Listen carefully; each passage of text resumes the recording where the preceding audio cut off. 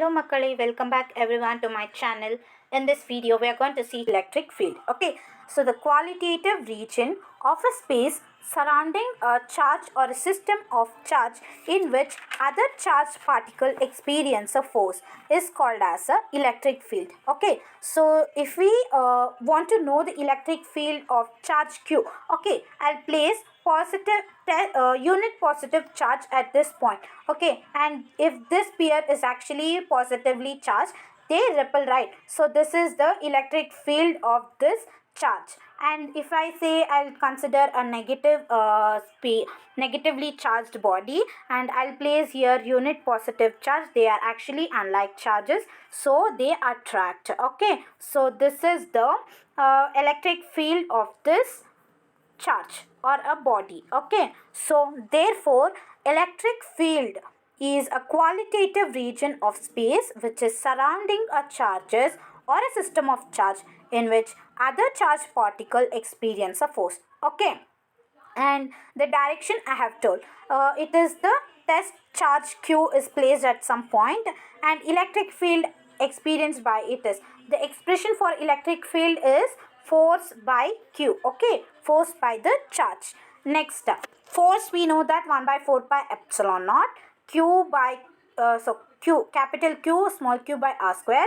On substituting this, the q, small q, and this q both will get cancelled. So E will be equal to 1 by 4 pi epsilon naught. Wait, it is, I'll write here. Okay, so E will be equal to 1 by 4 pi epsilon naught q by r square r cap. Okay, this would be the expression of electric field, and unit of electric field is Newton per coulomb. Okay, and next one is the same electric field. Here spherical symmetry. Okay, spherical symmetry is an important word which we are dealing with, and here is electric field which depends on r is actually distance. Okay, for different distance or position we get different values.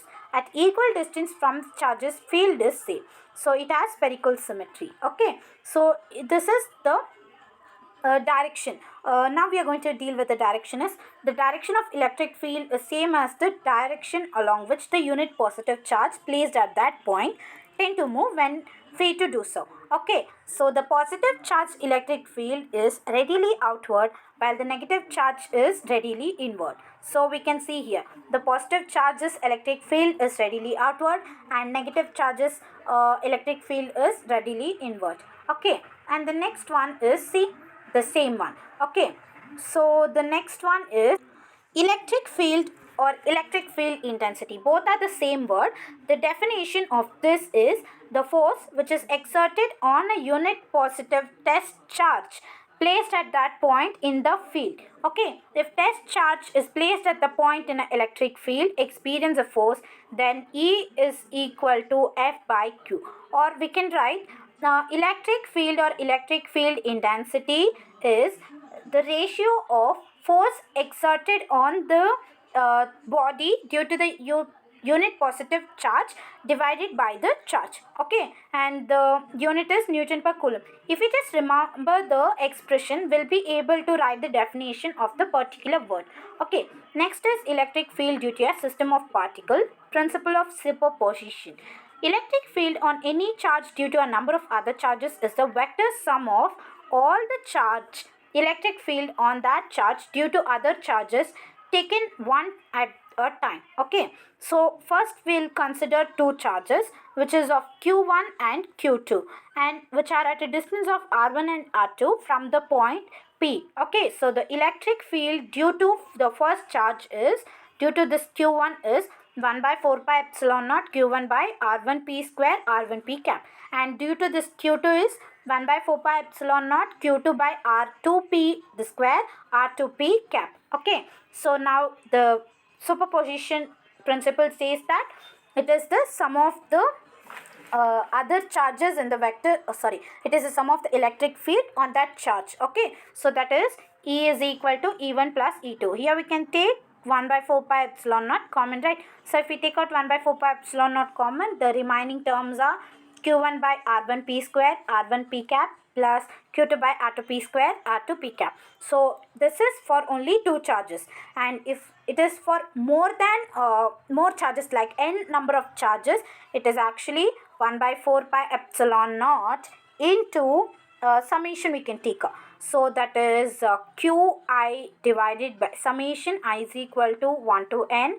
So qi divided by ri p square ri p cap. Okay, so this is the expression for n number of charges or electric fields. Next is the electric field lines. The electric field lines are the way of pictorial representation of the electric fields. Okay, so around a charge, electric field is the field, and electric field line is the representation of that electric field around the charges.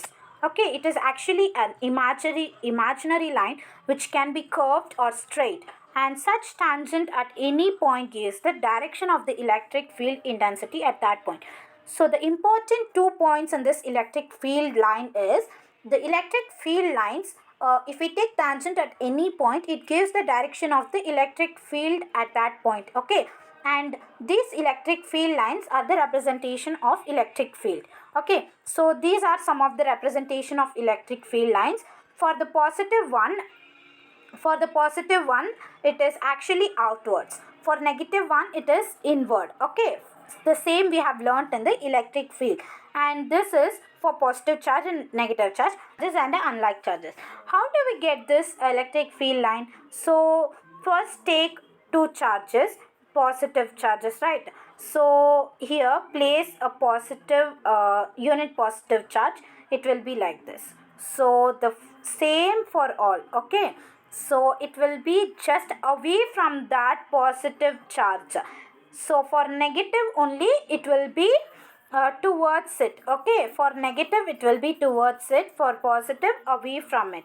And the next one is for unlike charges. Here unlike charges, we can see it is like emerging from negative to positive to negative. The field lines are moving from positive to negative. Okay, and next one is for two charges of actually equal positive charges. For equal positive charges, the neutral point is at the center. Okay, but for two where q1 is greater and q2 is less than q1. Okay, so the neutral point is towards the charge which is lesser. Okay, and next one is for infinitely large sheet of positive charges. For positive charges, it will be away.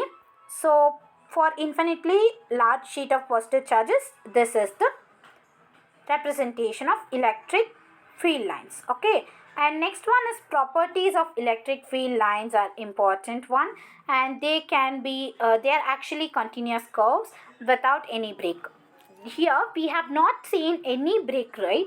So from whatever we have done till now, we can form a properties of electric field lines. So it is actually continuous curves without any breaks. Okay, so it starts from the positive charge and end at the negative charge, but sometimes it charges from the infinity or ends at the infinity. Okay, where if we consider only positive charge, it actually starts from positive, but it can end at some infinity point, right? So for negative, it starts from some infinity point, ends at negative. So that is what we say here. It can start at or end at infinity. Okay, so two field lines can never cross each other. This is because if two field lines cross each other, if we take tangent at this point, the field lines should give two different positions, right? So the direction of electric field, right? So therefore two field lines can never intersect. Okay, and next, electrostatic field lines do not form any closed loops, and E is actually inversely proportional to R square. The vector gets shorter as one goes away from the so we are done with electric fields. Now is the topic electric flux. Okay, electric flux, right? In this electric flux, we are going to deal with area vector. Okay, so if we consider some shape such as a square, let me say square. Okay, so the area vector of this is the magnitude of area of surface, and its direction is actually tangent or perpendicular to the surface. Okay, so this is what area vector tells us. So area vector is a vector whose magnitude is area of some surface and its direction is perpendicular to the surface. Here we can see for this area is A, and the direction is perpendicular to the surface, so it is actually outward, right? And area vector is perpendicular to the surface, and the magnitude of A is the surface area of A, and the electric flux is the number of lines of force passing normally through that surface, and flux per unit area of surface is called flux density. Okay, this is called as flux density. So if we consider some surface like this, okay, so this number of lines passing through the surface normally, okay, and these lines are called as electric flux. Okay, and here we can see these are the electric flux, okay, electric field. So if the normal to the area ds is at an angle theta to the direction of field, then flux through that ds is given by d phi is equal to E dot ds. Okay, this is the formula of flux. You have seen, I guess, in the previous videos I have uploaded some derivations. In that I have used this formula also. Okay, so phi is equal to E dot ds, and this d phi also can be written as E ds cos theta and E cos theta into ds. Okay, so electric flux is actually a scalar quantity. Okay, for this, if we consider, this diagram is not so clear, so I'll just this is some diagram, and at this point I have one object. Okay, so for this ds is ds and E1 is here, so theta is this one. So for this, phi is equal to EDS cos theta, and here I'll consider one more, and here ds and E both are actually in the same direction, so theta here is 0. And here if I consider E3, the ds3, here theta 3. Okay, so here ds3 is equal to E3 cos theta 3. Okay, here cos 0. Cos 0 is actually 1. So we can say E1 cos theta 1 ds1 plus E2 cos E2 ds2 plus E3 cos theta 3 d3. Okay, for this one. Okay, I'm going to see electric dipole. Okay, it is actually a pair of equal and opposite charges, that is plus q and minus q, and are separated by a small distance of 2a. Okay, this is only the definition of electric field, and here we are going to learn two important terms, that is the axial line and the equatorial line. Okay, so the axial line is the line which joins two charges. Equatorial line is the line which passes through the midpoint and the axial line. And the one we are going to learn is the dipole moment. And we know what is dipole moment. And you have already seen, I guess, in the derivations. Okay, it is actually a product of magnitude of any one charge and the distance between the charge 2a and q2a. Okay, and so we have seen what is dipole moment, what is axial line, what is equatorial line, and all. Derive an expression for electric field due to a dipole along the axial point. I have already done this derivation in another video, so I'll give you the link for that video in the description. If you want, you can go and check it out. Okay, and this is the one derivation, and even the other derivation also I have given expression for the electric field due to a dipole along the equatorial line of the dipole. Okay, so the next topic we are going to deal after this is physical significance of the dipoles. Okay, so in most molecules, the centers of positive charge and negative charge lie at the same places, so the dipole moment is 0. And however, the they develop a dipole moment when an electric field is appointed. Such molecules we call as non-polar molecules. Okay, so we have seen what is non-polar molecules. The centers of that positive charges and negative charges lie at the same place, right? So they do not develop any moment, dipole moment in it, but whenever an electric field is appointed, they develop some dipole moment, right? So can we also define for polar molecules? Okay, for polar molecules, the centers of this positive and negative charges do not lie at the same place. Okay, so they do not coincide, we can say. And next, they have a permanent dipole moment in them, even in the absence of some electric field. Okay, so this much is the polar molecule like H2O. Okay, so various material give rise to interesting properties and important applications in the presence or absence of electric field. So differentiate between the polar and non-polar molecule.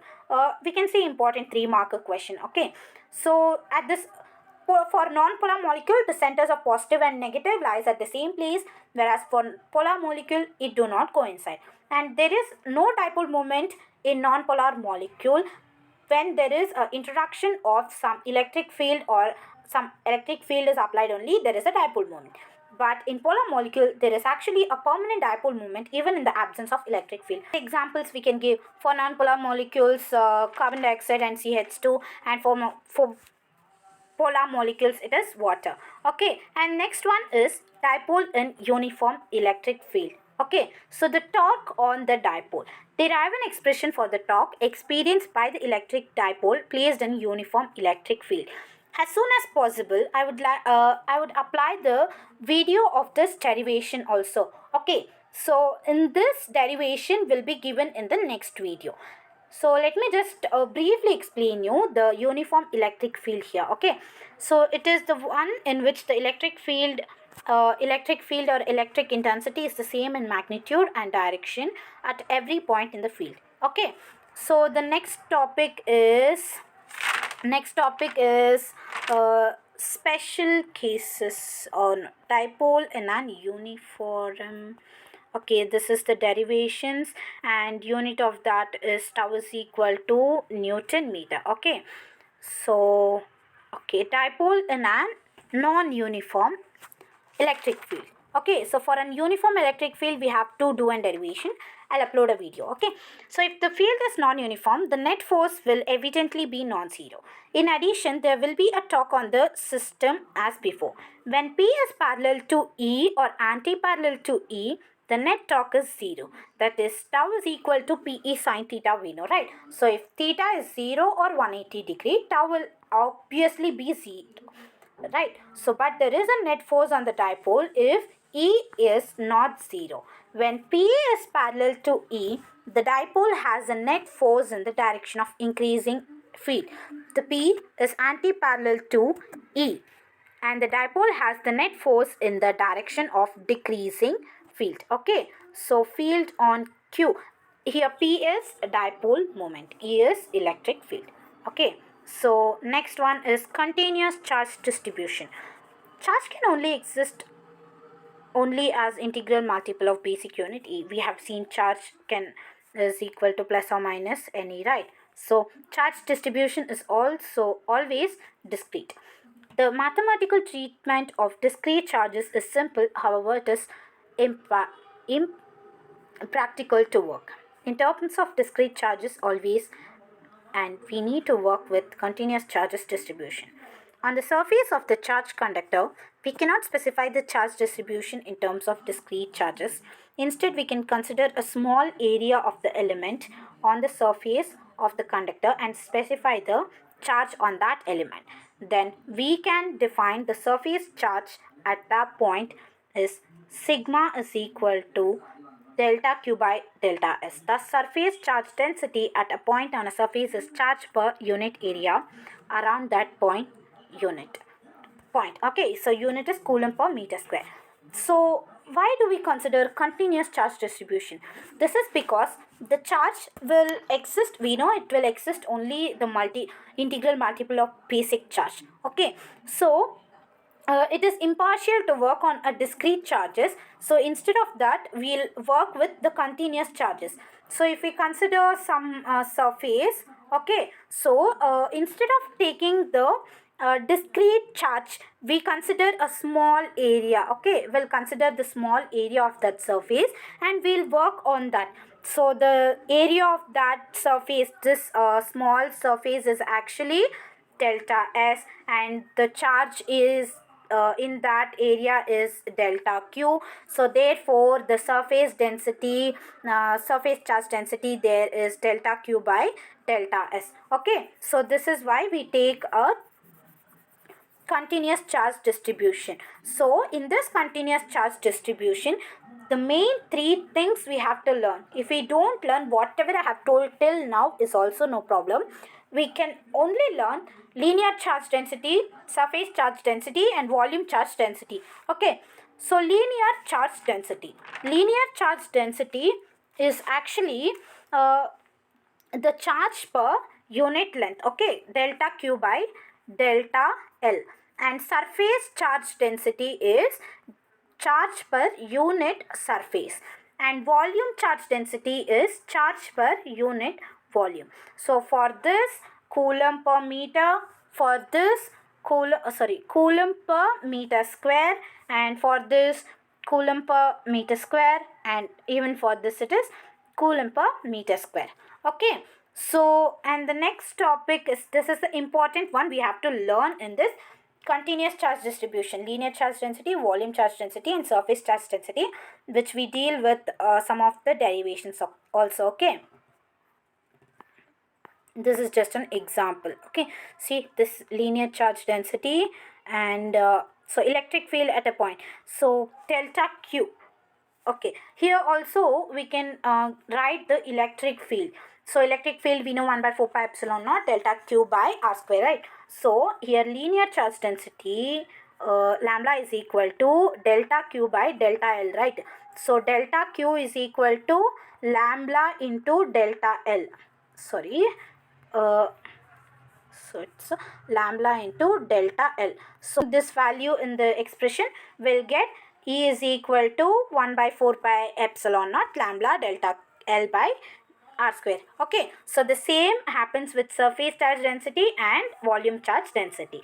And the next one we are going to deal with is Gauss law, which is a very important law. In this we have especially two important laws. One is Coulomb law and the other is Gauss law. Okay, Gauss law expression is, okay, flux is equal to Q by epsilon naught. So if we know this expression, we can form the equation. So if we know the expression, we can form the sentence. Okay, so that is the total electric flux.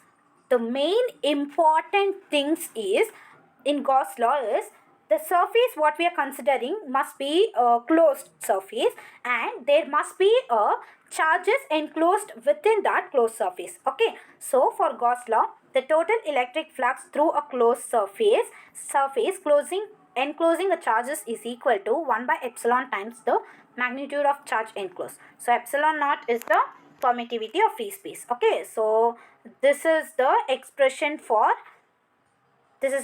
for Gauss law. Okay, and so we consider the total flux through a surface of radius r, which encloses the point charge q at its center. Divide the sphere into small area element. The flux through an area is E dot delta S. So delta S is Q by R square.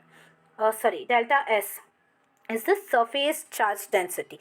Okay, so here we are considering, this is for this one. So here we consider the total flux of a sphere where its radius is r. Okay, and which is enclosing a point charges of q, and its center is divided into a small area element, and here flux will be equal to E dot delta S, right? So E we know 1 by 4 pi epsilon naught Q by R square.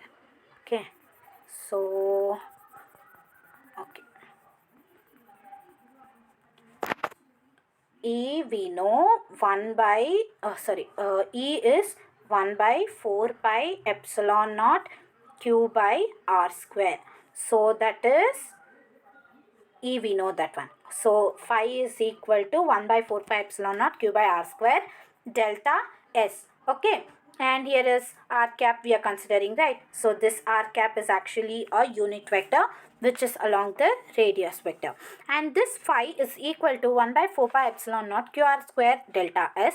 And the phi is equal to summation of all the surface area. So surface area of the sphere, surface area of sphere is 4 pi r square. Okay, if we substituted 1 by 4 pi epsilon naught q by r square r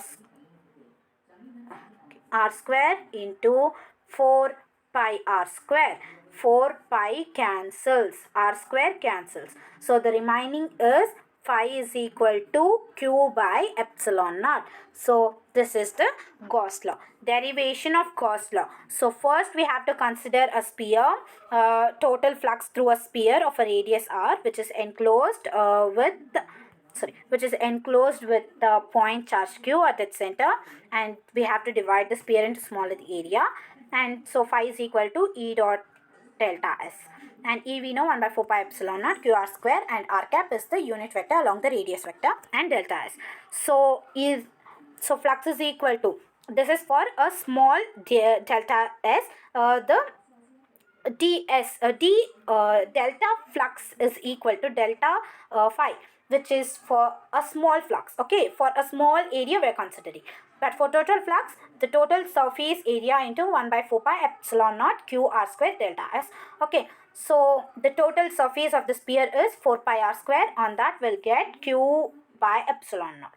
This is the Cos law. Okay, it deals with the net electric flux through a closed surface and the net charge enclosing the surface. The two main intention is, we have to consider a closed surface and there must be some charges enclosed within the surface. Okay, and we can also be used to determine the electric field of a system of the charge.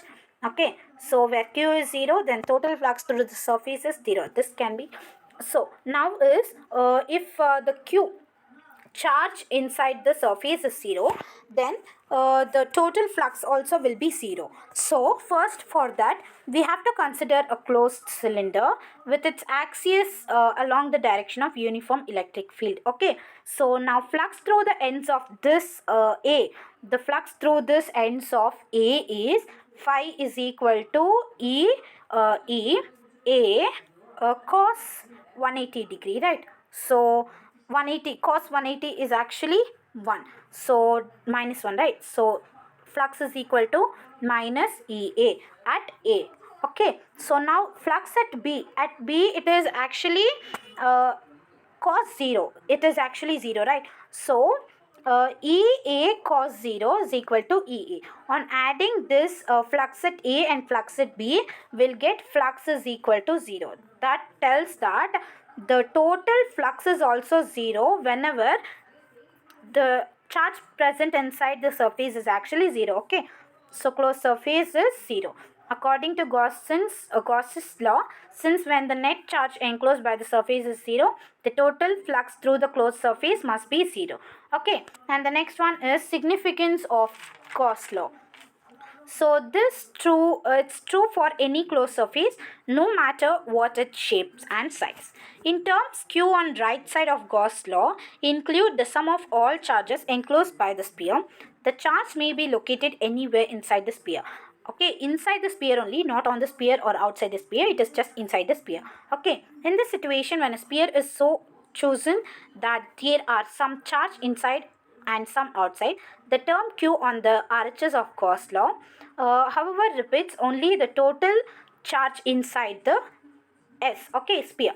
And the surface that we choose for the application of Gauss law we call as Gaussian surface.